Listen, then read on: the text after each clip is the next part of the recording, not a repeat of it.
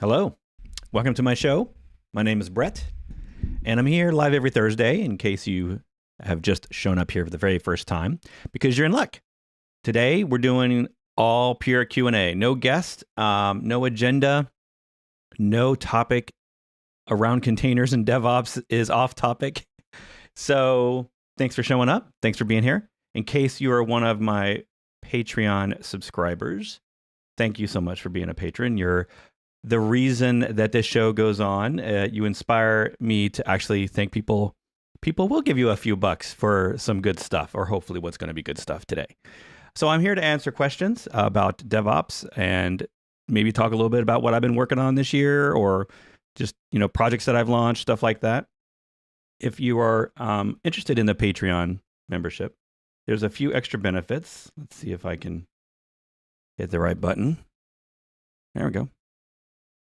So patreon.com/Bret Fisher. You don't have to give me money. You can sign up there for free, click the follow button, and you will get updates about once a week on things I'm doing, mostly about what this show is going to be, like who's going to be on, what the topic might be. But also other open source stuff, which I have a backlog of things I want to talk about and things that I've launched and things we've done that we haven't gotten out.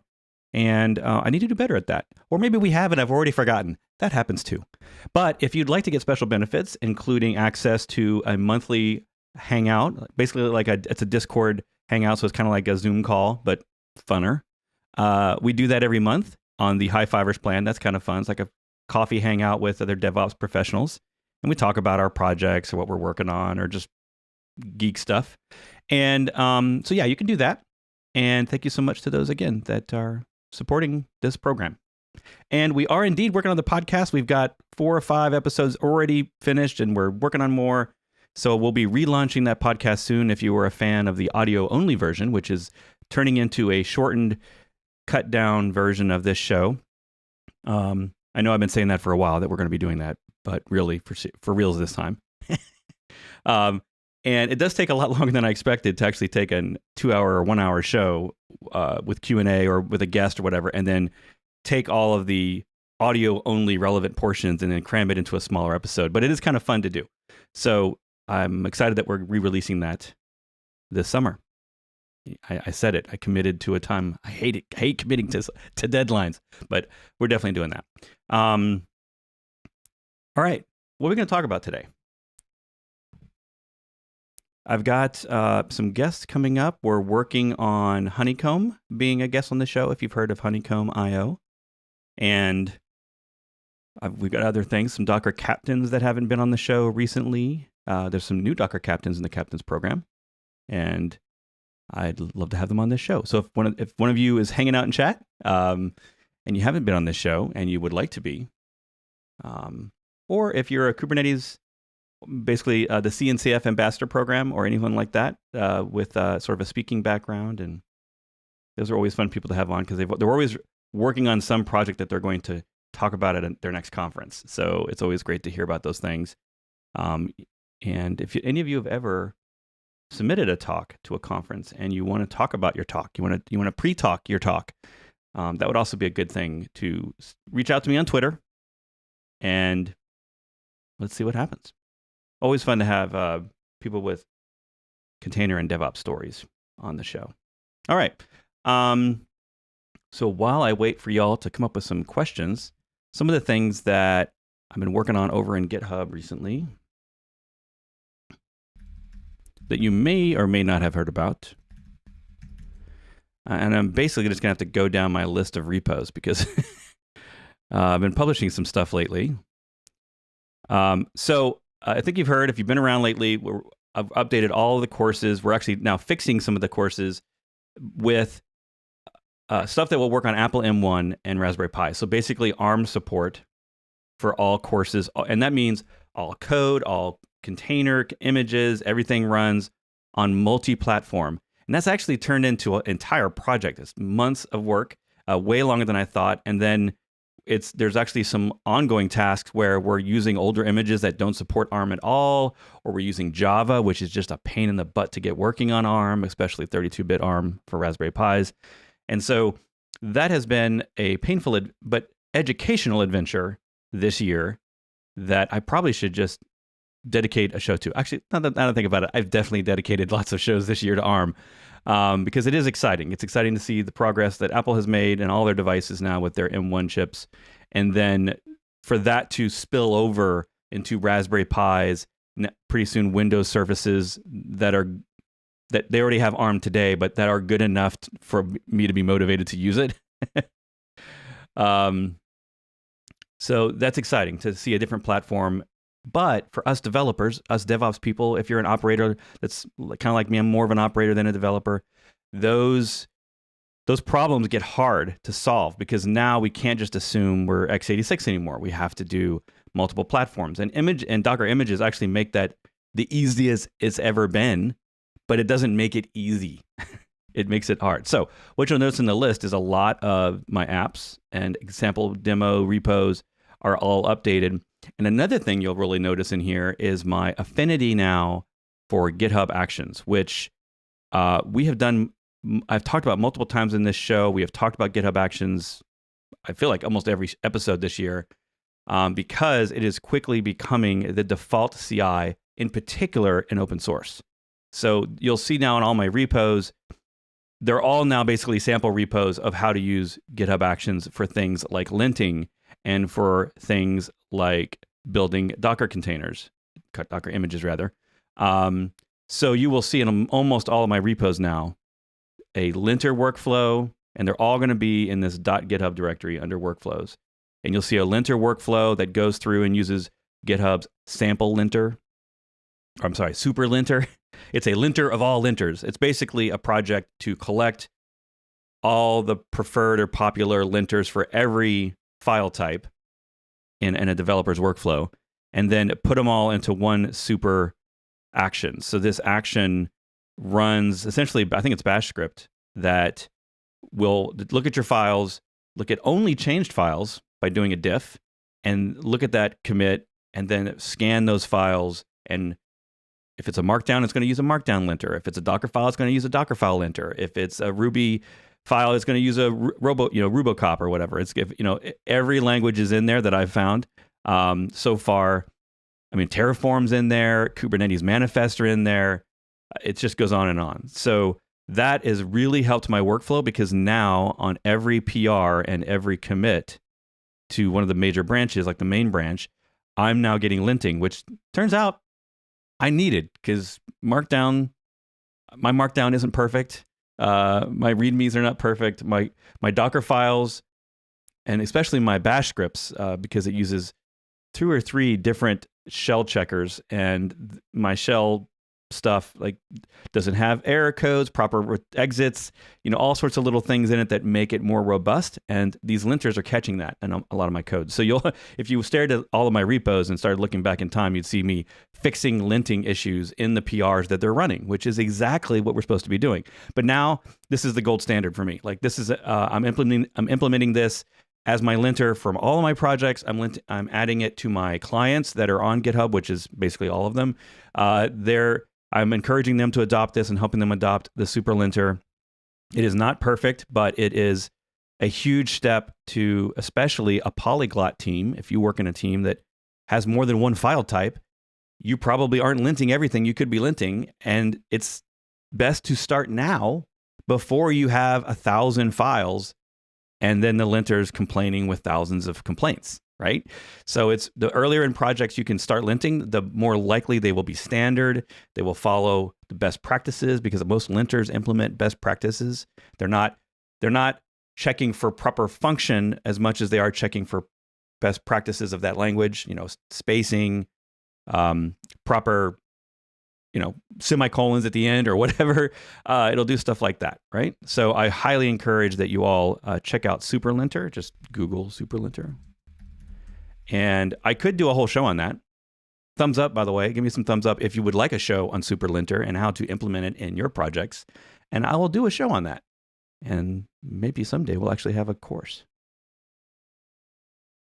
Thanks, Ivan. Glad you liked the courses.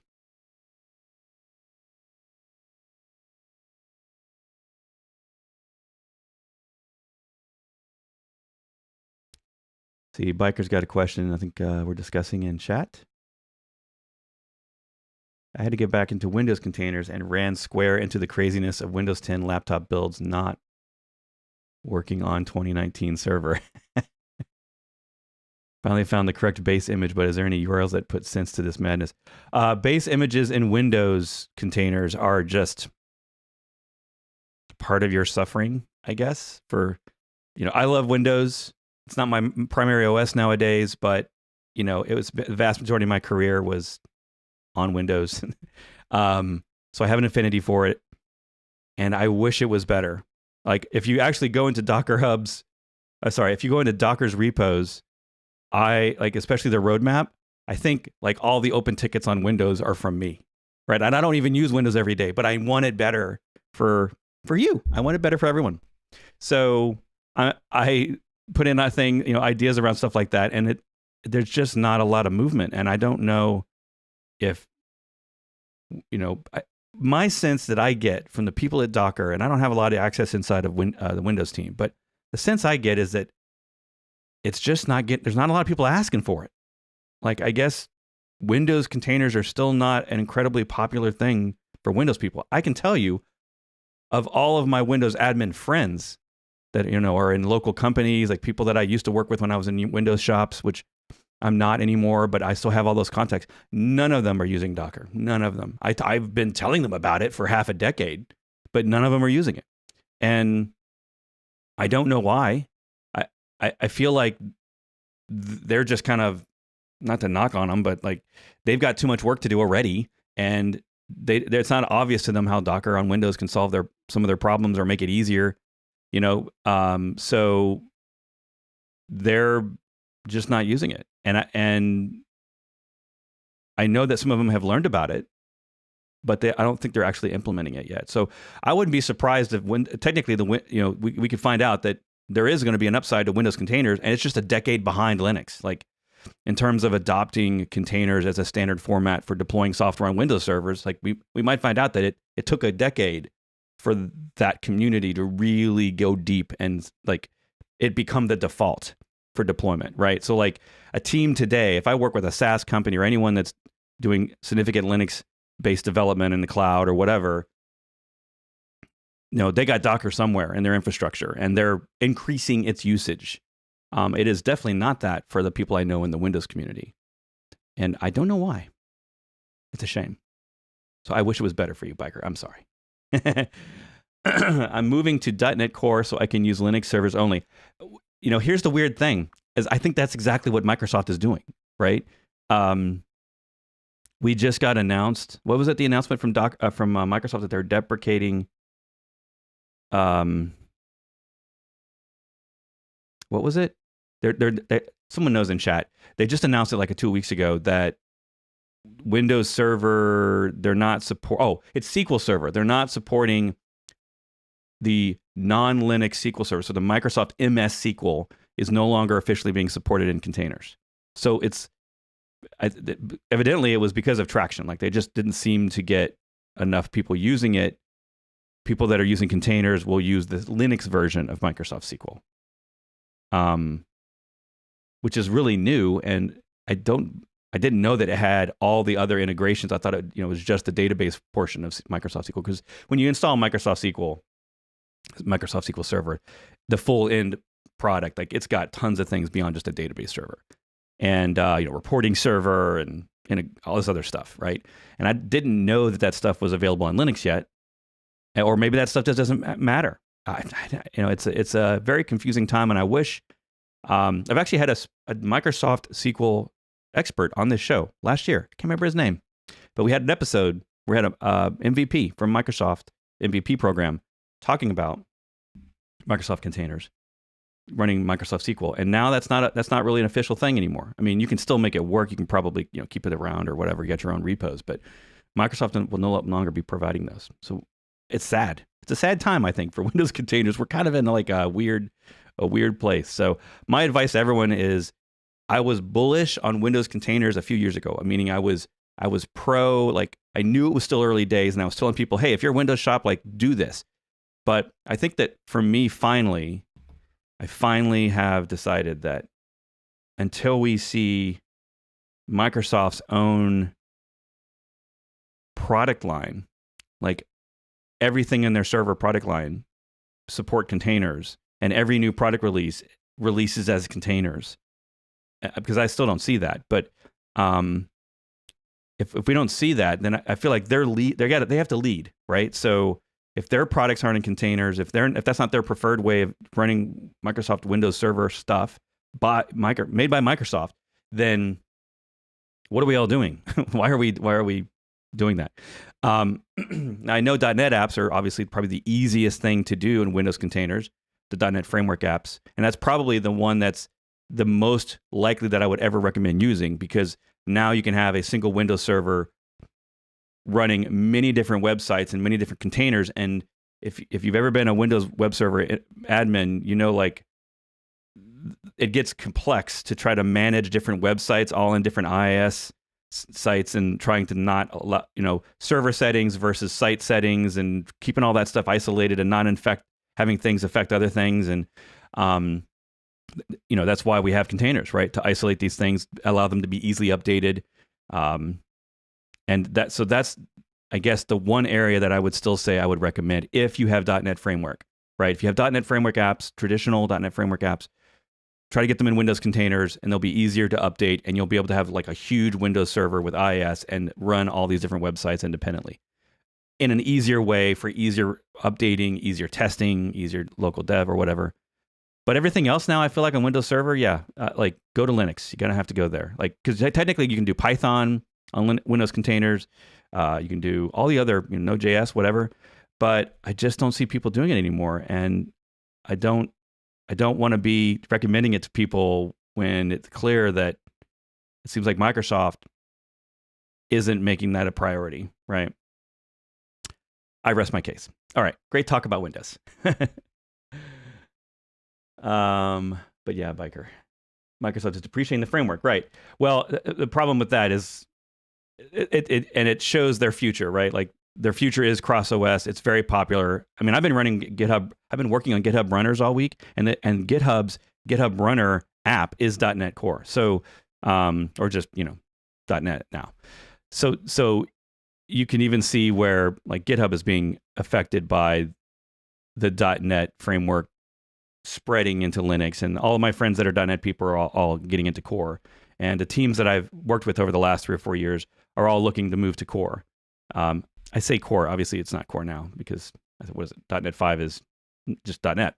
But they're all looking to move to Linux. Like everyone I see in the .NET space is looking to do Linux, looking to do more Linux with their .NET. It's almost like this is a reason to upgrade, so they can be free to move to Linux.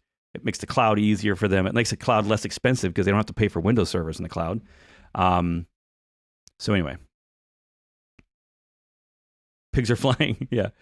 Microsoft's releasing their own Linux distribution. I'm actually surprised. Technically, I feel like Azure Linux has been a thing for a long time, right? So, I personally, though, am not a huge fan of the cloud Linuxes, just because learning one means you don't know the other. Like they're all different, and I can use Ubuntu everywhere, and Ubuntu does better security patching that I can tell, like quicker patching and whatnot than Debian. So and to me, Ubuntu is probably the most documented Linux OS, with maybe CentOS right behind it. But recently, CentOS has had a little bit of a falling out, maybe. So Ubuntu, I feel like, is the one where there's the most documentation on the internet. The most people that are talking about it on Stack Overflow. It's the most tested by Docker. I think that's like their default way to test. And when you go read blogs and sample stuff, it's almost always Ubuntu examples. So when people don't have a strong opinion on why they need a particular Linux distribution, I recommend Ubuntu. But that's just me. There's a lot of people that default to CentOS, but I've been burned by CentOS so many times over the years that I'm just tired of it. So Ubuntu usually doesn't let me down. So it tends to be my default. All right, what are the questions we got? Ivan has a question. GitOps in a small company is a good idea, like DevOps state has only 3 people. Oh, so this is a great question. Sorry, I didn't miss all the questions. I'm scrolling back up, but that's a great question. So yes, in fact, I would argue that it's even more important. I have the dreams of a course someday because I bought the domain called Solo DevOps, which is a passion of mine to make courses or content that works for the single engineer, the single DevOps person, because there are a lot of shops where it's only 1 or 2 people that have this job role. And there's a reason for that, is because we're getting into a world where one person can do so much more, right? A server admin now with tools like Ansible and Terraform can manage thousands of servers with scripting and automation. 10 years ago, it was way harder to do that, right? We had to do Ruby code inside of Chef or whatever, and it was way more tedious back then. And if you go back even 20 years, there was very few tools other than just Bash that we could use to manage our infrastructure. And of course, data center infrastructure is always the hardest thing to manage. Cloud made that a little bit easier because they created APIs. But the point is that it's now expected by managers that one person in DevOps can do way more than that person could do a decade ago, which means you have to automate. And you automate through the practice of implementing DevOps mindsets, right? So you have to think about automation first. Never do something twice when you can automate it and do it once, essentially, right? You should have like an internal barometer that if you had to do this thing manually 3 times, 4 times, like you need to put that on your list to automate. And then you dedicate time every week to improving your automation. Like make that a part of your weekly tasking. Like block on your calendar, at least I'd say 3 hours, because it's hard to do anything in less than 3 hours that's like full problem solving automation. But at 3 hours a week, block out your calendar, let everybody know this is the dedicated time I have as a DevOps engineer to improve my automation. And that might be improving the monitoring of something that you automate, or in making your automation less tedious, right? Or cleaning up the code of it. It doesn't necessarily have to be take something that was manual and then completely automate it. It can be just improving your automation, like, like I got a little pop-up, like doing a super linter, right? Add the super linter to your repos, not just your DevOps repos, but all your repos. And that's automation, right? That's using a GitHub action for free to look at your code and give you opinions about the changes you just made. Because by default, it will only do on changes. So it won't scan the entire repo and give you thousands of errors. It will scan just the files you changed in that commit, in that PR. And that is process improvement. That is standardizing, right? That is creating a consistent standard for everyone to follow. And so this is the kind of stuff that DevOps teams do when they're trying to improve all processes. So it's not always just like, I want automated deployments. Like that's a thing. Automated deployments are a thing, but they're usually one of the last things. It's usually all that work before you click the button to deploy that is taking up a lot of people's time. So yes, I would say DevOps, and to me, GitOps is just an extension of DevOps. GitOps is using Git as the primary mechanism for implementing change in your infrastructure. That to me is GitOps. A more specific, very narrow definition is using tools that are in your infrastructure themselves, and they're using a declarative approach like a YAML file to diff between your current environment and what you asked for, and then automate those changes for you, all based in a Git commit. So that's a very more specific definition of, like, if you go look at Argo CD, Flux, these things, that's how they're implementing it. But to me, GitOps, I use the term a little looser, and it's more about the continual drive of using Git and the commits and the PR process for any change to your infrastructure. And so that it's documented in Git. And it's not perfect. There are stumbling blocks and troubles, especially with older tools that don't have the Git approach. But every year it's getting better. And there is no finish line. You're not done with DevOps and GitOps specifically. There's always more you can do. There's always more things you can put into change management through a Git workflow. Okay, great question. I would say yes. And if I had 5 of me, I would make a course on that. But I'm probably not going to have that course out this year. All right, what other questions we got?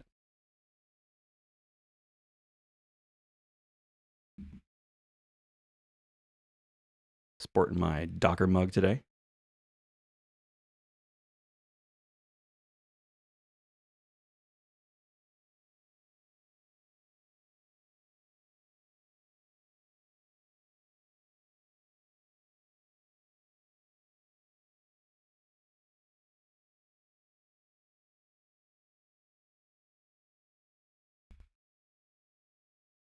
Just looking at chat. Sorry, this is boring. Mike got his new MacBook.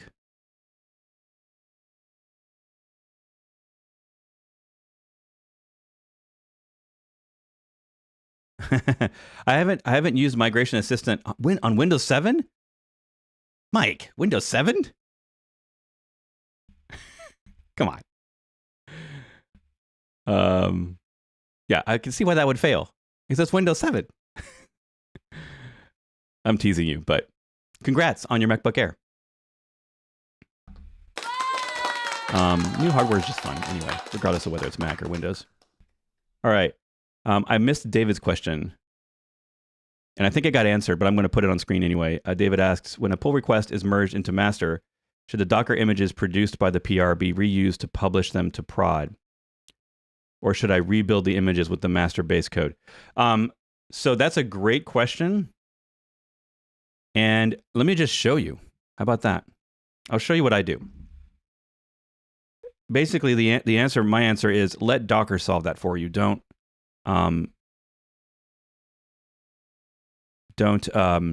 It technically means rebuild. My answer is rebuild. But what I don't really mean is because you think the code is different. Let me go over here, and I'm going to go my workflows. I'm going to go to my Docker build and push. So this is the standard way I build images now across all my tools. And for software that is in an advanced team, it's not much different. It's the only differences for an advanced team in this workflow would be when they do the runs, when they actually do the runs of this thing, and then labels. So down here, when we do tags of our images, it's going to be a little fancier. So I don't have a fancier example, but if you use this Docker meta action, you can use a lot of rules, and you have to play with it for a while, but you can use these flavors and tags and things to get a bunch of tags around when I'm doing PRs, okay, I do GitHub flow based development. So that means I have a main branch that everything PRs into, and that main branch is always deployable. So that's what I'm talking about. Easily you can do this with a standard Git flow or other workflows on Git, but I use GitHub flow because my examples in personal tools are simple, but the teams I work with aren't always that simple. Anyway, so that means that I make a PR when I create a new branch and I start working on the code. So even when I'm starting and I'm committing to that, I've got a PR in place showing my intent of where that code's going to go eventually. It's going to go to main, so usually.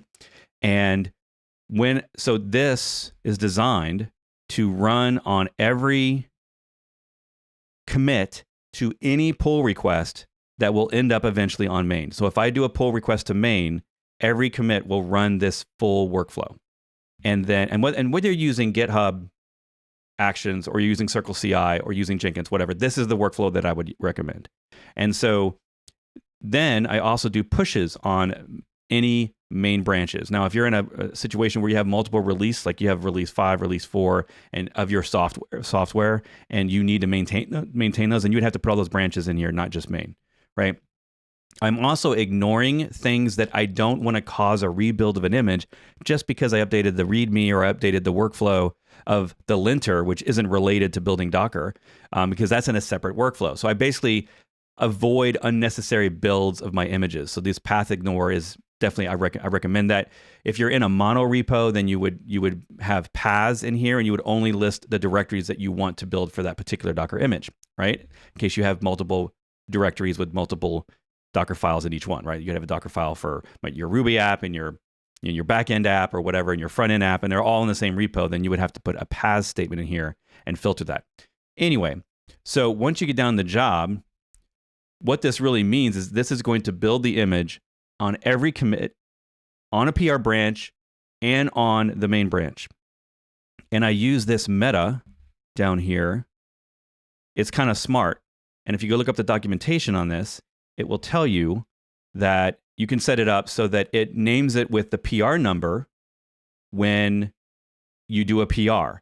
And then it'll name it with the branch when you release it on a branch. So it has a bunch of rules out of the box that it will automatically tag your images. I like to also tag on the commit ID just because. And then, so the point is here, these images are all getting built. Now, the next thing I do, and I don't really show it here, what I'm doing here is I'm using the GitHub cache to store Docker's build cache. However, that is very specific to GitHub Actions. So something I might recommend is that you push the image on every build and you tag it with a name that is indicative of this is on a PR branch. So I tagged it with this PR number. I also tagged it with the commit ID just in case I need to reference that exact build. And so when you accept or merge that PR, this is getting to the answer of your question.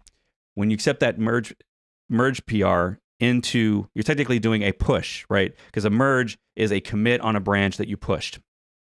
So there is no like merge event in Docker Hub really. So I'm sorry, in GitHub.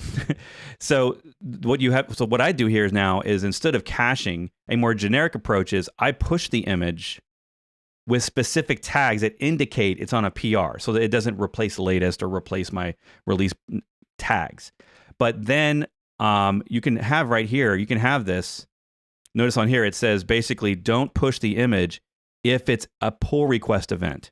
So that's one way of doing it. The other way that I do it, that I don't have an example here, but I should on some day, is I will have this whole thing twice. I will have the first one that will push it with the PR tags. And then if it's a push on a main branch, if it's a commit on that main branch, I will have another one that gives it different tags. So technically we're still rebuilding. But what I do here is I use a cache image. That's another feature you can use. So instead of using GitHub Actions cache to store my build cache, which means that's all the layers, I use the build kit feature that you can look this up in the Docker build action. You can use a cache from image. And so you would say cache from type image, and then you just tell it the PR or the last image you built. So you need to build a little bit of a workflow in your mind around, I'm going to build on every commit and I'm going to push that, and I'm going to tag that PR with the PR number, and when that merges, I will bring that cache back in, and this will greatly speed up your Docker builds, because that means that Docker technically probably won't rebuild your image. It will look and see that nothing's changed in your code because you accepted the PR, you merged it. So nothing's changed in your code in theory, right? Shouldn't have changed. So Docker's going to cache every one of those layers all the way down the file. So it may only take 30 seconds to do the entire Docker build. So did it rebuild? Technically, no, but you still are running a Docker build. So my answer is yes, but no.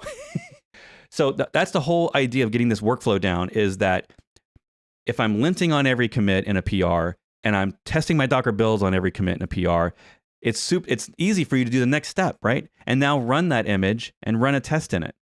And now, or do a KIND, a K-I-N-D, a Kubernetes cluster in this workflow and run the image in it and run a simple test, right? Like curl the HTTP login URL of your web app. I mean, something super simple as a test. And you start that iteration, and pretty soon, a year from now, you've now got this full testing infrastructure where you're just adding tests all the time. The developers in your team are adding tests because all this stuff is right here in the code. It's right in the repo. It automatically happens. They see it with every PR. They look at the PR list. You can look at my closed PRs, and you can see that these are all just me bumping my linting, but you can see view details. So it's linting and testing. This one's actually not building the image because it's changing the linter.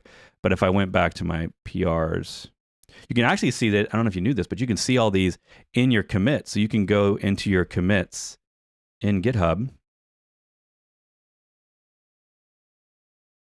The screen is shrinking things down because it's so zoomed in. And you see those little checkboxes? I didn't actually know this for the longest time. Those little checkboxes, if you hover over them, or actually you have to click. Sorry, not hover. I click. And look at that. All the checks have passed, and it's testing linting, it's building and pushing my image. And in this case, it may not actually be pushing it. Because it's on, depends on whether it was on a PR branch or whether it's on a main branch, whether it pushed the image to my official registry, right? But it's running it, and now I can go look at the details and I can see the logs. So regardless of whether you're using GitHub Actions or not, this is the kind of workflow that we're all moving towards, is that everything is well tested. You're optimizing your testing so things are fast. They don't take 5 hours to run everything. And you're getting feedback constantly while you're developing. You're pushing commits. You're getting feedback in those commits. Nowadays in nowadays in Visual Studio Code, in the Code app, you can even see all this stuff in the Code app now. You can actually add in GitHub official support, and then you will see your PRs. You can see your actions and whether they ran, the status of them, all inside your code editor without ever having to come here. So anyway, that was a great question. So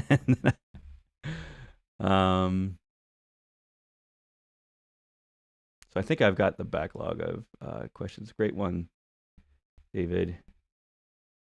David and Ivan are got the good questions today.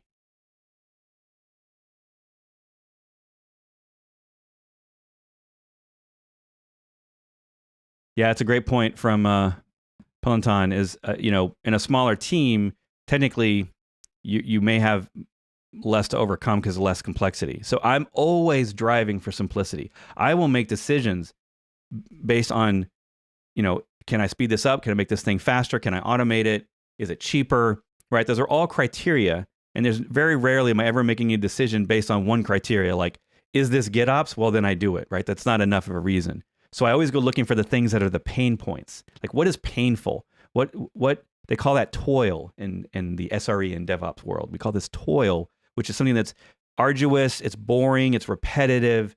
Like, find those things and do them first. I don't always go over the hardest thing first or the easiest thing, but find something small and try to GitOps it. And if you can't fully use a GitOps tool yet, you can still get things in a Git workflow. And maybe the tools aren't fully automated yet for you, but at least you're doing things in Git, and that's driving your decisions.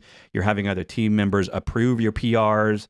You're doing things in GitHub like doing branch protection so that anything that wants to go into the main branch has to have a reviewer approve it, and that enforces.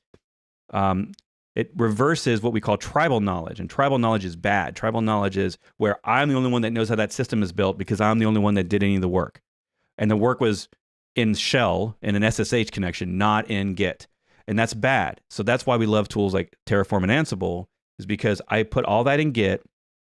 I've made no changes to infrastructure. I put it in Git. I get reviewers to look at it. Other team members at least are aware of that, and that reduces the things that only I know. And that's one of the biggest problems I have with teams nowadays that I work with, is that if they're not on a modern DevOps mindset of the Git workflow, there's so much tribal knowledge because they're not creating documentation. They're not showing all changes, including infrastructure changes in Git, right? So there's and readmes are empty. Like, there's just all these bad practices that cause people to not be able to get work done because they don't know how something works. So then they got to wait on someone else to help. And they're always passing the buck around the team. Like, oh, that's the person that does AWS, and that's the person that does Kubernetes. And in order to look at GitHub at some Terraform and fix a thing and deploy it to make a change to Kubernetes, you don't have to be the Kubernetes guru. You can probably have a very small amount of Kubernetes knowledge or Terraform knowledge and make a change in a one-line value file somewhere in Git, right? And that's where we're all leading towards. So.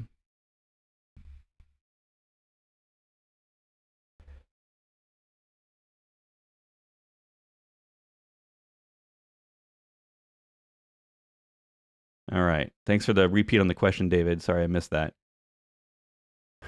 My black mug is right here, full of coffee.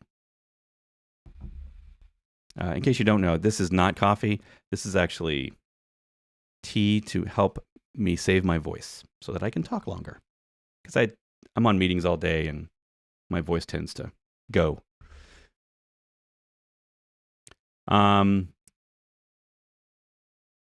Reeves, can you give me your course on Udemy? Sorry, I just don't do that. I don't give away my course. Thanks for asking. But, when the course is on sale at my website for 10 or 15 American dollars, and you can take the course and return it in 30 days, I don't see a need to give it away. Plus, it's like 20 hours, right? So you can also find tons of stuff that I talk about in my courses on this channel. So there's tons of free content here. But thanks for asking.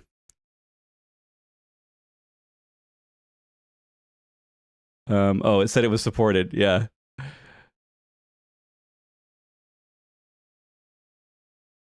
Sorry if it was asked earlier, when am I updating my Docker courses? Well, they just got updated. So it depends on what specifically you want updated. There's lots of things I could update, but I'm going on things that are break fix. Like we just changed all the images. If you actually go look at the repo, you can see lots of commits by us modernizing the images and changing things to work on Apple M1 and Raspberry Pis and any ARM processor out there like Gravitons and AWS. So that was a huge effort. Now what we're doing is we're improving the beginning of the course and updating it for like the installer videos. That's going to be next. And then hopefully some new videos.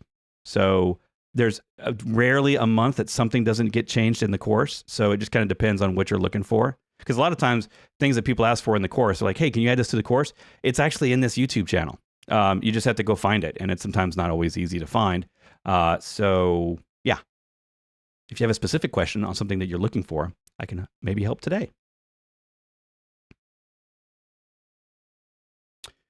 Yeah, you might want to mention that people can see your workflow details by going into your SH repo and clicking on actions. Yeah, that's a great recommendation.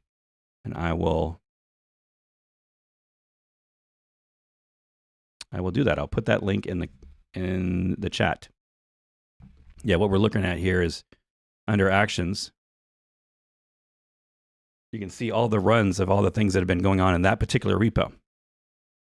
And actions can be anything. They don't have to be testing or linting.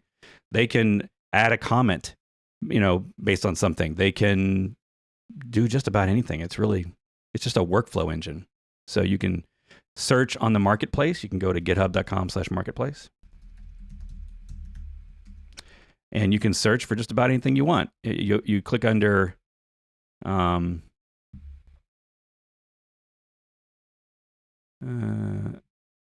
actions. Oops, not apps. If I zoom out, the interface makes a little more sense. If you click on actions, then you'll just get actions. And you can actually say, only show me GitHub based actions. In other words, official by GitHub.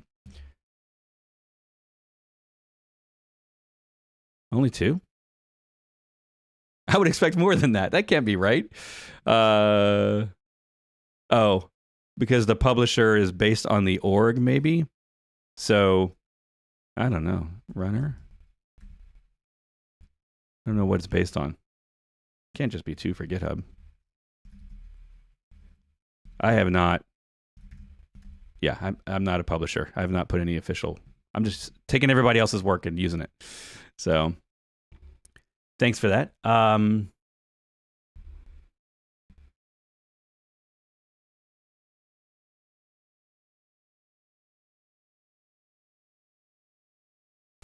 DevOps Architect says, you have made Docker complicated? I think you mean complicated? Yeah. Mumshad is better always? Oh, okay. Well, that's you. Yeah. Okay. He's a great guy.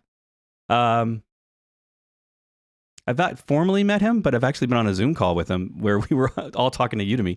But yeah, if you, not everyone learns the same way, and that's why I like that there's multiple options out there. So, and he puts a lot of hard work into his courses. He has a whole team, I think, because certainly there's some things in there with the graphics that are way better than mine. So, but thanks for your honest opinion. Glad you showed up today, though.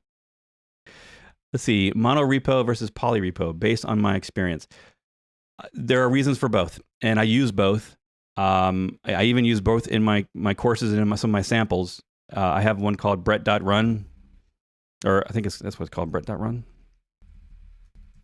Yeah, and that technically is a monorepo because each one of these is a separate app with a separate Docker file. So in my GitHub workflows, I have to have a different workflow for each app. And then in that app, I filter it. So this is that pass thing. I filter it to just the workflow file for that app in case the workflow changes. I want it to update and rerun the workflow for that app, and then just the location, the folder, the directory of that app, right? And so that's how you do a mono repo, and then a regular repo, a singleton repo or whatever. Yeah, it's easy. I would say that I would start most projects as their own repo, unless I had something that was so similar. It was the same language, it was the same tool. Maybe it was 2 different Terraform workflows, and I wanted them both to be run with workflows, and they were very similar. There were maybe, different parts of my infrastructure that I wanted to Terraform out. I would put that in a mono repo, probably, so that I could just keep it all together, and each one would be its own subdirectory. You can even use that with Terraform Cloud. You can do that with Terraform Cloud, having it point to a different directory inside a mono repo. With apps, specifically developer code, like when you're talking about just the developer stuff, not DevOps stuff, it kind of depends.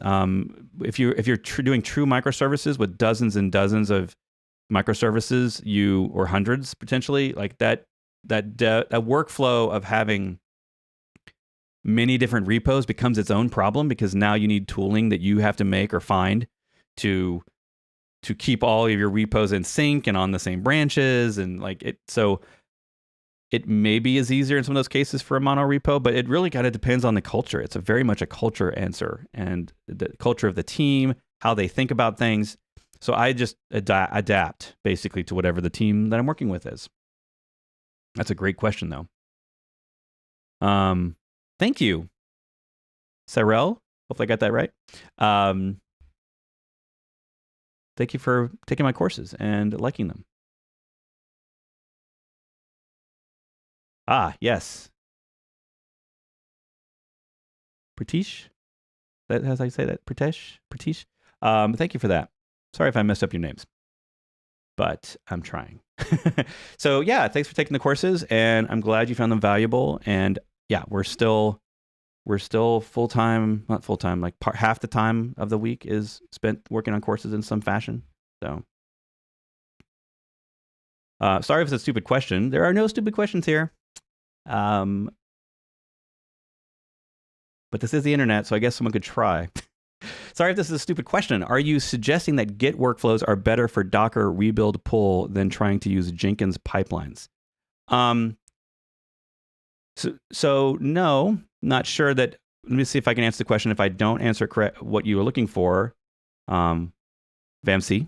Sorry if I mispronounced that.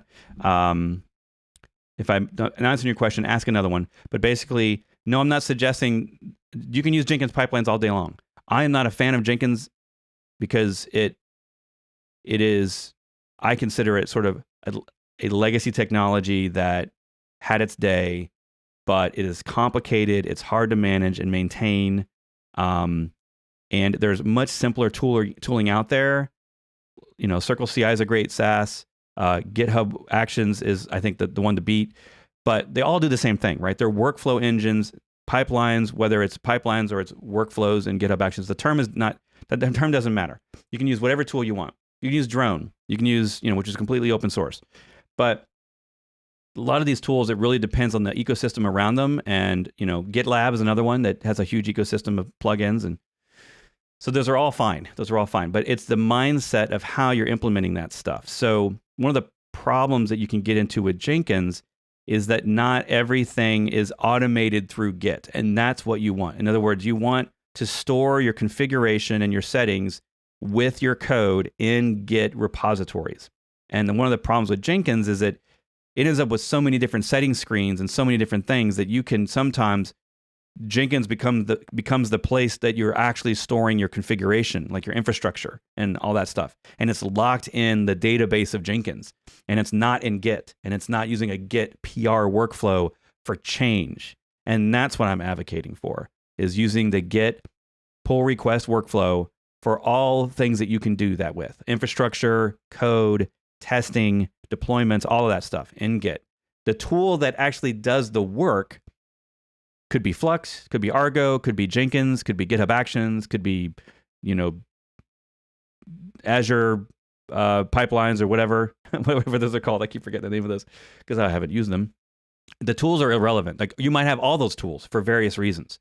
But if I can go to Git, look around your Git repos in your organization and find the descriptions of all of your infrastructure, I should be able to see very common things that should be standard on all teams today. Like there are READMEs in there that explain why that repo exists and maybe who the maintainers are or the owners of that repo that I should get in touch with that team if I need to answer more questions. Like then I look at the code and I can look at the commits and I can actually tell what infrastructure changed or what testing tools changed by looking at the Git history. Like those are the things that modern teams are doing that I'm always trying to help people improve on. What I see a lot of times with Jenkins is that there's one or two people that know how to get to it. It's run in a data center, so it's not universally accessible. It's not exposed to the internet, so people can't just go and look at the status of jobs. I don't see the results of it in my PR pipelines, or if I do, and I click on the details, I don't have a login to that thing, so I can't actually tell what test failed or why.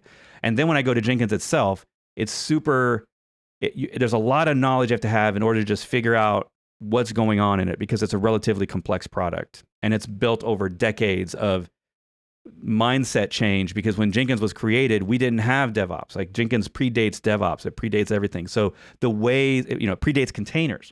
So it predates a lot of the ideas of how we do stuff modern today. So what I find with people that use Jenkins is that they're probably using it in a non-DevOps way.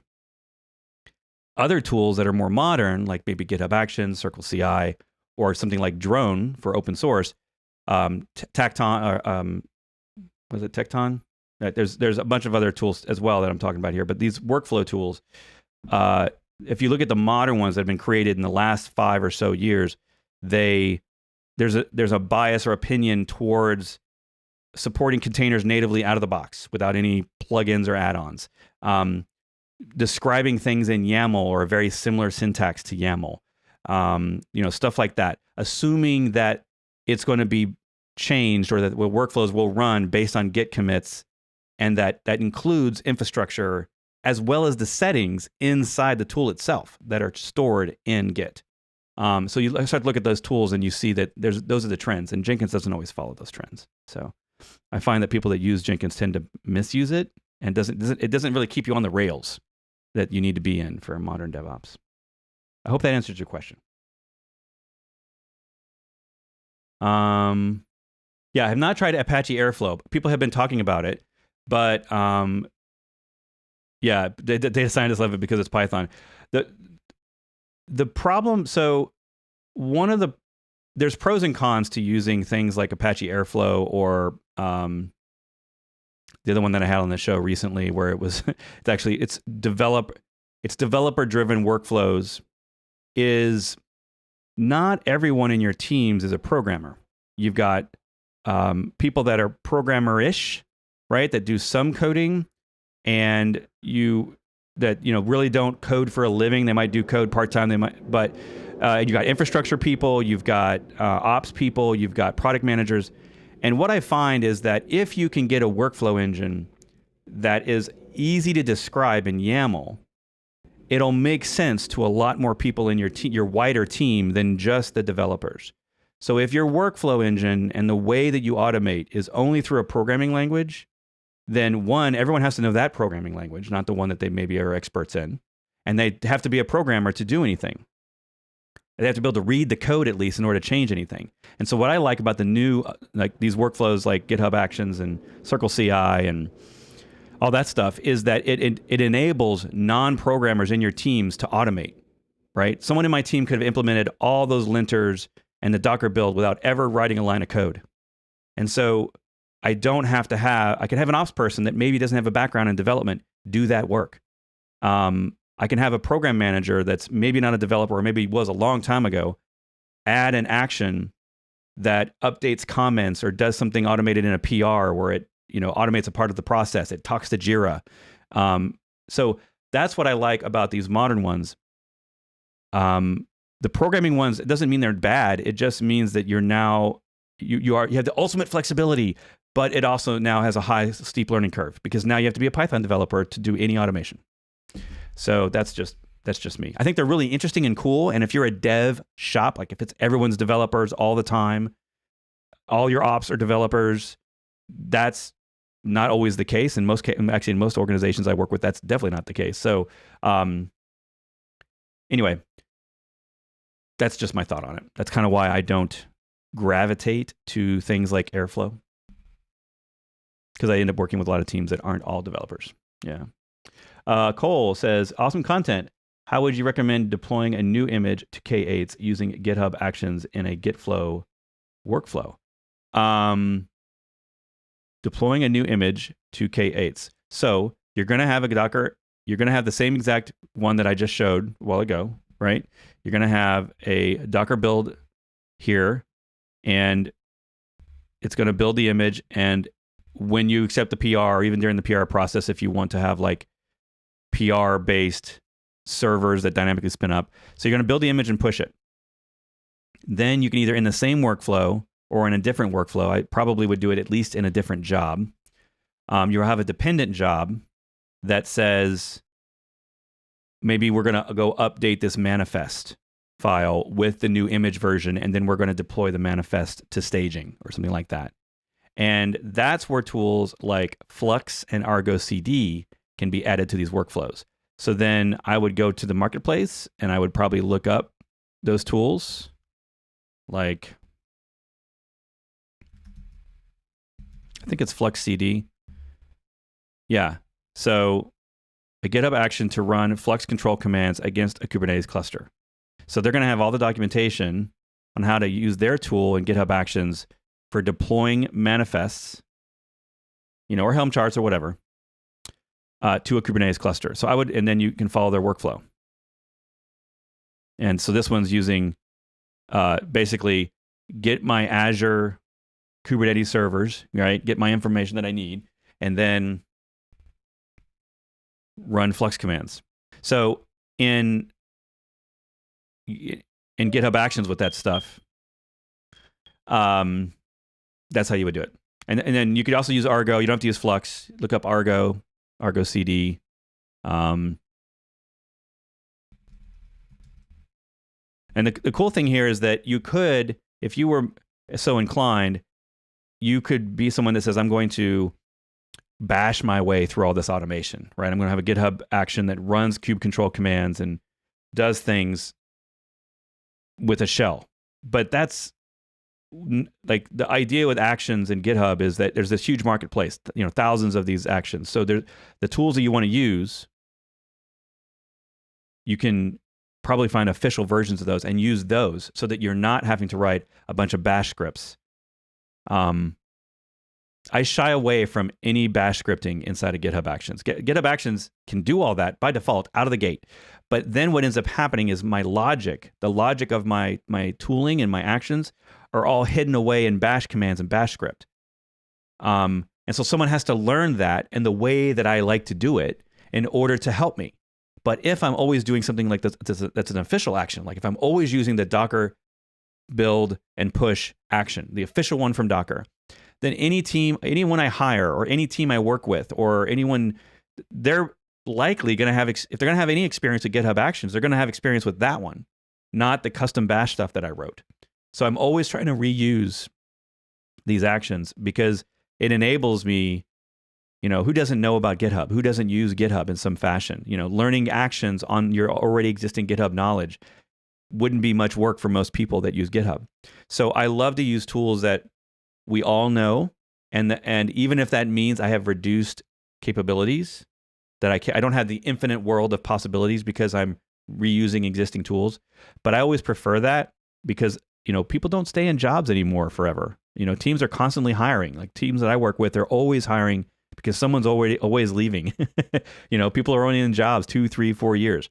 And the younger generations are obviously doing that more and more. So what that means is that we are all, it's necessary for us to have an efficient tooling workflow that doesn't use a bunch of obscure tools that we created, that they're only ours, and we are the only one that knows how it works, but to reuse the tools in our marketplaces and on the internet so that someone comes in and you're like, hey, do you know Kubernetes? Yep. You know Flux? Yep. You ever heard of GitHub Actions? You know how to use some of those? Yep. All right. That's our workflow. We do all those things. We use those and let's go. Like there's very little training for new hires because they know all this common tooling. Yeah. Did I try Pop OS? I have not. I know of it, but I have not tried it. If you have and you have opinions, put them in chat.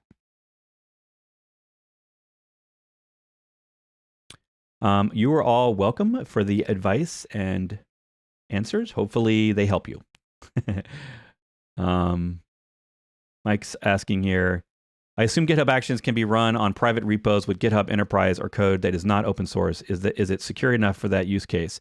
We use Jenkins today. Yeah, the model of it is exactly like Jenkins, only it's even more flexible because you can use they call them private runners or self-hosted runners. And that code exists. You can just go over. This is something I've been working on a lot lately, is private runners. So just github.com/actions runner, I think. Ooh, look at that. I got it right on the first try. So github.com/actions/runner.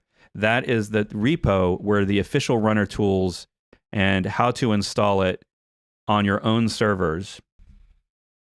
And then if you start looking around, you will find other projects that let you run these runners in a Kubernetes cluster, or let you run it on AWS with lambdas and queues and dynamically scaling runners that will scale up when you get a bunch of jobs in the queue, and then it'll kill them, and it uses spot instances for cheap resources, and it's ephemeral. It basically does. There's a lot of these tools out there that will use the GitHub Actions runners privately on your own hardware in your own data centers or in the cloud, and they're designing them.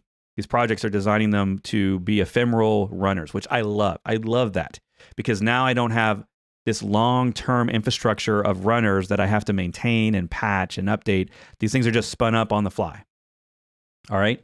So there's that stuff out there. You can just look around, search projects on GitHub runners. And then you basically, in each one of your apps, you will decide where it runs. And that's decided right here. So on any job, a job is a set of action steps that all run on a single VM. And those run together in order. And so the job, you tell it where to run. And if you just put this in there, this means public runners. This means resources that GitHub gives us by default for free. And those all run in Azure. And it spins up a new VM on every job. And you can change this to a version of Ubuntu or other runners that they have. But if you want to run it on your own, you would change this to not private runner, self-hosted, I think. And you can have all these labels, and you add runners inside of. I'm not logged in, but you would go into the settings of your organization or your repo, and in there under actions, you will see an option to install runners, and you get a token and you install it, and then you have these runners available for all your stuff. This also works in GitHub Enterprise. So if you are paying for on-prem GitHub, that works too.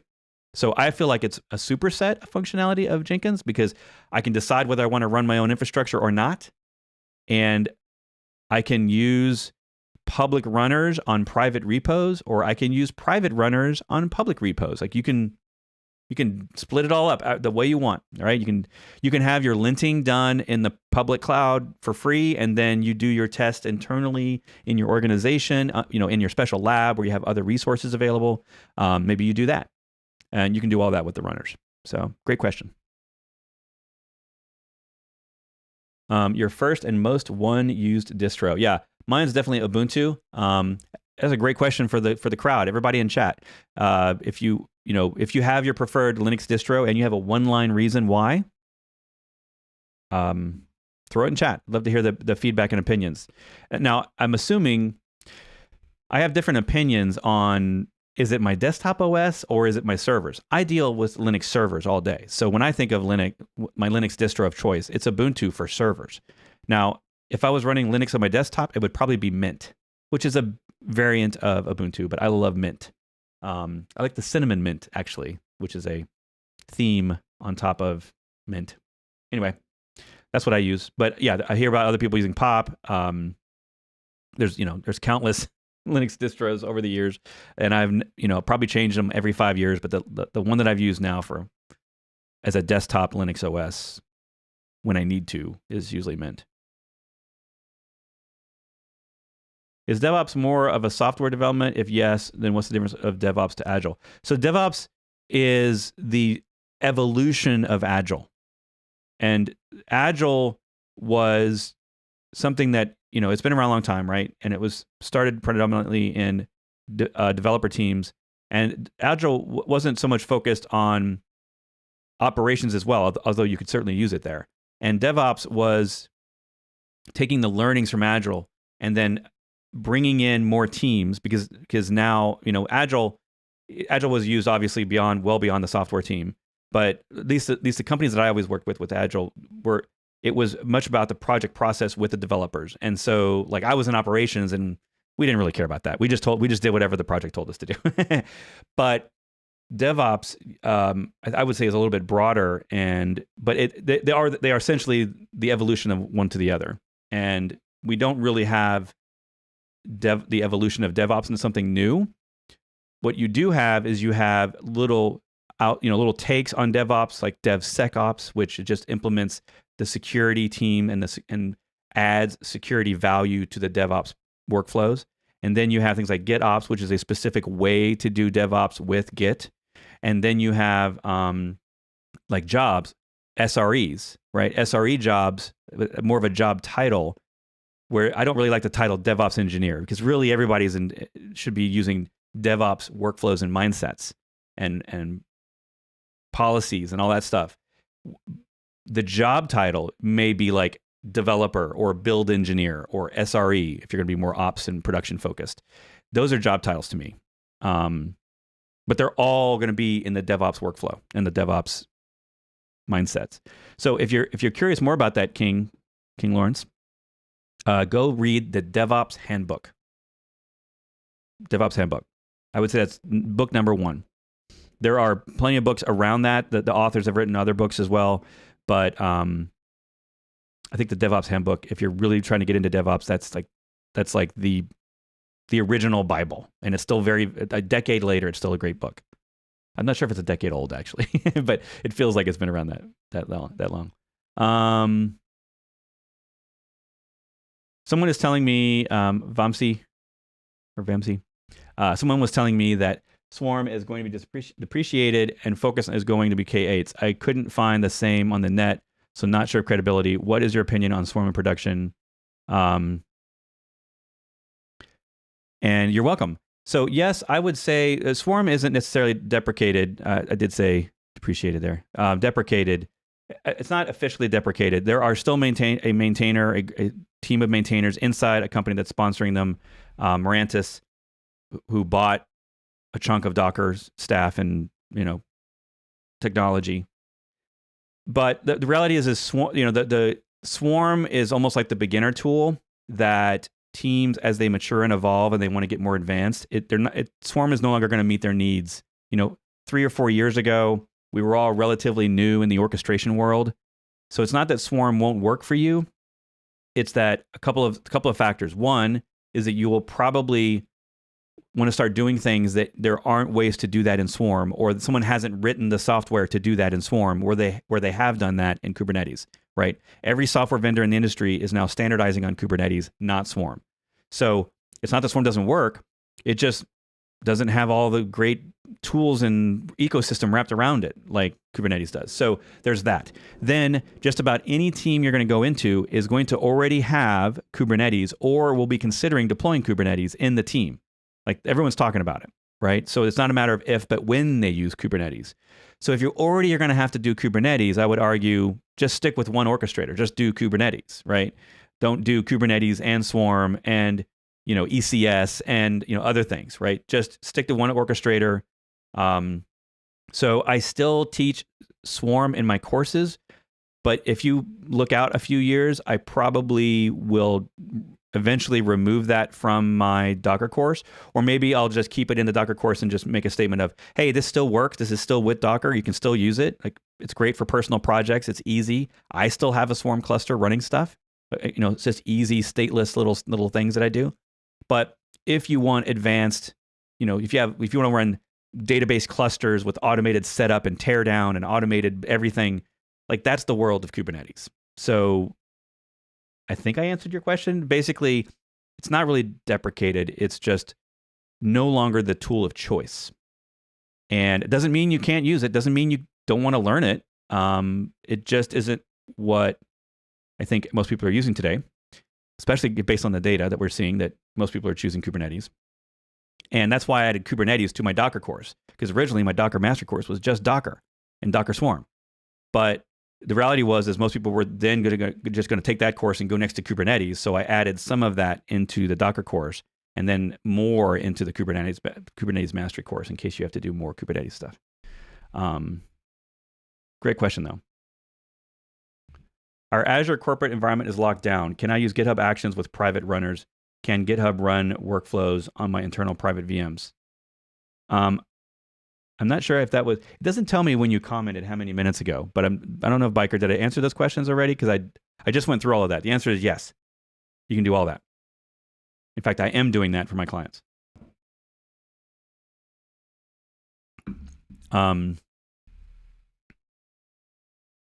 Or do I have to install GitHub Actions on a server inside our server farm? So if you missed it, the things that does the actions are called runners, just like other tools like GitLab. And the runners, you can run yourself anywhere, as long as it can go out to the internet. It doesn't even have to have access, it doesn't have to have ingress access from the internet. It just needs to be able to ping for a job into github.com or a GitHub Enterprise server if you're hosting your own GitHub Enterprise.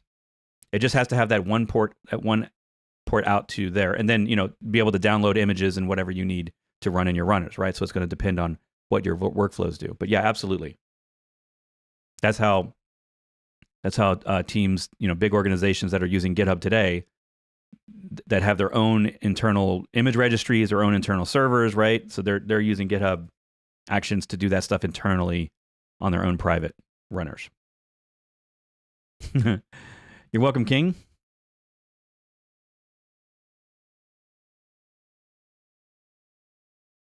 Yeah, and Swarm is super quick to learn. I think that if you had a clear day, that you could learn all the basics of Swarm that you needed, and then you could hop from there to Kubernetes. Like, I still think Swarm has its use cases in extremely small teams, like where you're just the only person that runs stuff.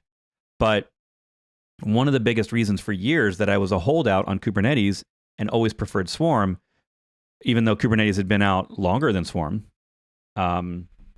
was that Kubernetes was too complicated to set up and maintain. Because I'm a day two ops person. Setup is nice, but I'm going to have to support this stuff forever, right? It's going to be around way longer than me. So I care about that, and I know that Swarm is easy to maintain. It's a one-line upgrade to upgrade. You upgrade Docker, you've upgraded the Swarm. Like, it's that easy.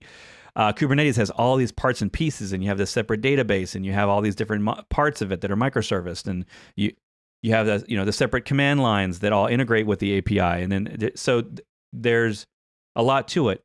The good news with Kubernetes is that nowadays most of us don't have to care about that. Like, every cloud runs it for you, they build it for you, they set up for you.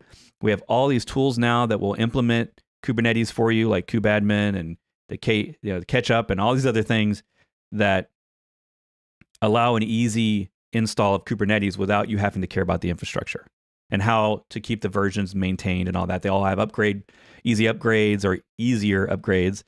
And so that makes Kubernetes much more viable for a small team or a single person to manage.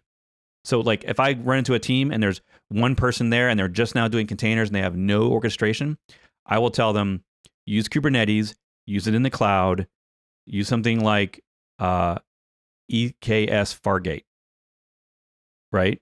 Use Fargate because it automatically will manage your instances for you. You don't have to care about all that infrastructure.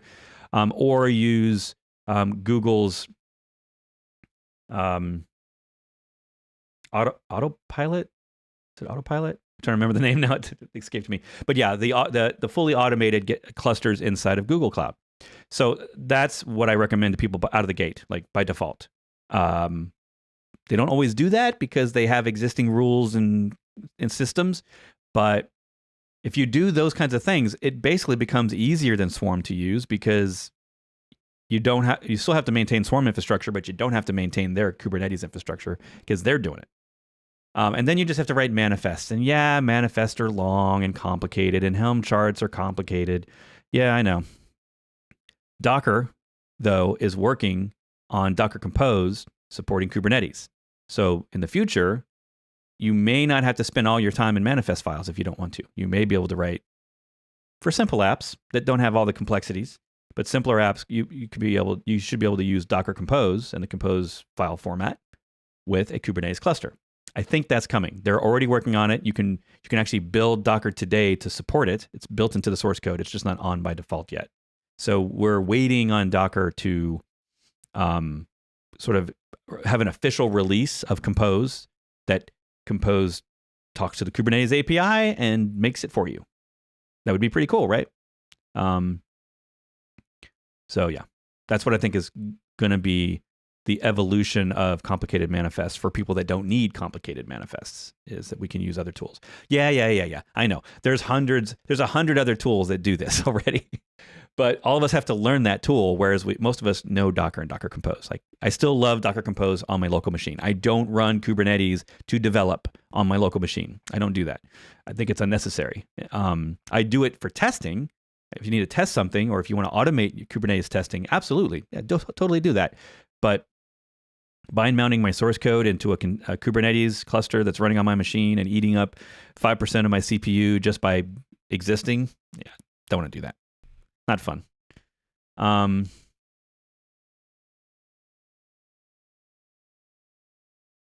Yeah, that's great, Biker. Yeah, that's a great statement. Build once, run anywhere. That's GitHub Actions. Yeah. eBPF data plane versus IP tables in Kubernetes clusters. So BPF, I haven't used it. I've been to conferences and watched talks on it. I don't have opinions. Probably faster, right? I don't know the support level of it, so I don't know anyone doing it. But I don't work with like the Netflixes of the world, so I don't work with companies that are on the leading tip of the spear with the latest and greatest Linux technologies. You know, most people aren't doing that. So, great question, Chadron. If anyone else in chat has opinions on that, throw them in. But I think that's probably the future, is to move away from IP tables. But it's going to take years, if not decades, for us to get rid of all of the tooling and to update everything so that we're not using IP tables. So, you know, because Docker uses IP tables out of the gate. By default, Kubernetes uses IP tables. So it's going to be around. Are we not confusing Swarm with where Docker is heading with Compose? Well, it depends. Swarm and Compose. So Swarm is built into Docker Engine and Docker CLI. Compose is now being built into the Docker CLI. So the current Compose, the new Compose, V2 as we're calling it, is in the Docker command line, right? Swarm and Compose use the same file format, the same structure, but other than that, they're different. They're different technologies that do different things. So, like, you can't, like, if you look at the new Docker Compose, this new file format, and we've talked about it on show. So if you're interested in the new Docker Compose, the V2, go back in this channel. Docker Compose is awesome. It's getting even more awesome. I use the new one all the time now, every day. And if you go back in my live show archives here on YouTube, then you will find an episode on that from just the last few months. And I show all the new Compose V2 stuff, all the new features in the file format, all the new command line features. It's great. And that none of that has to do with Swarm. So I'm not sure if that's...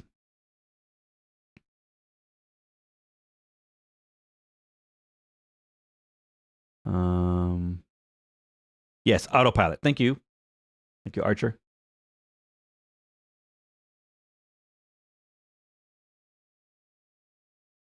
Right, exactly. You cannot change anything. It's on autopilot. And that's the point, is that most people don't want to manage the infrastructure. They just have to. And this is a little thing. It's funny. There are people, I can be one of them. If you're an operator, your job is to run infrastructure, right? You're all about infrastructure. So there's a little bit of a self-preservation problem there, because if you automated everything, or if you let the cloud do it all for you, what are you going to do? Where's your job? So what I like to look at operators now is when I think about my job as a sysadmin, it is not to run servers. It is to automate the crap out of everything and then monitor the crap out of everything, right? I want things to be fast, reliable, repeatable, and up as much as possible. And for me to do that, I have to be able to let the tooling and the clouds and the vendors do more. So I'm always going to prefer these tools rather than running it myself. Now, if it's a hobby project and you're doing it on your own, if it's just whatever you're doing on your own, that's fine. Yeah, I have tons of hobby projects, right, that are all running on my own servers and all that stuff. But when it's a business making money and the infrastructure is there to help them make the money, I will outsource any chance I get to a cloud, because I know that the cloud is going to be better at locking that thing down and securing it and keeping it redundant. And I know they're going to be better than me at that. Absolutely. Every day of the week. The teams of people working at Google and Azure and AWS that are experts in this stuff are always going to exceed my capability to make a tool run. So when I'm running Kubernetes, even though these things in the cloud don't have all the features, I'm always looking for ways to use them if I can. Now, if you have some special requirement that you can't change, that means you have to make your own bespoke Kubernetes cluster, then yes, totally do that, right? No problem. Use Rancher, use kubeadmin, whatever. But I find a lot of teams that they're just used to doing it the old way, and they're used to running servers, and they know how to do that, and they like the shell, and that's cool. But there's other things we could be doing too, right? We could be spending our time on automation and all that other stuff. So I always try to get teams to use the modern tools, even if that means relearning something new, so that they can outsource that to the cloud.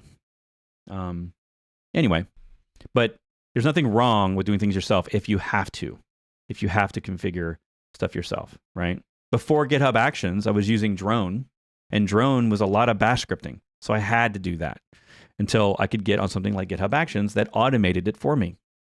So that other people's code, Anyway, that's my opinion.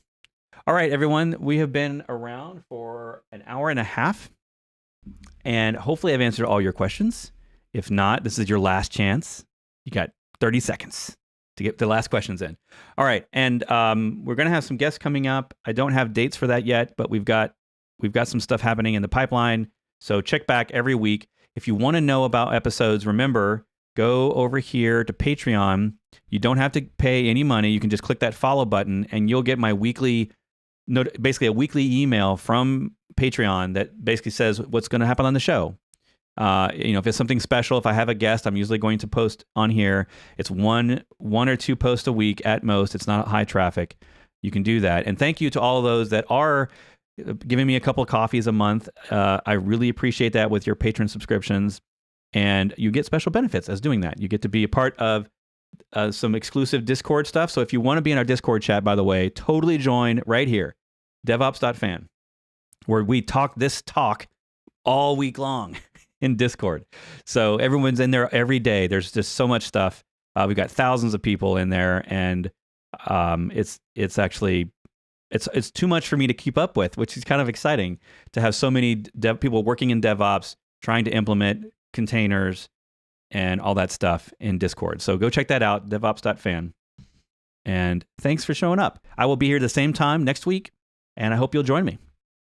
Ciao. See you next time.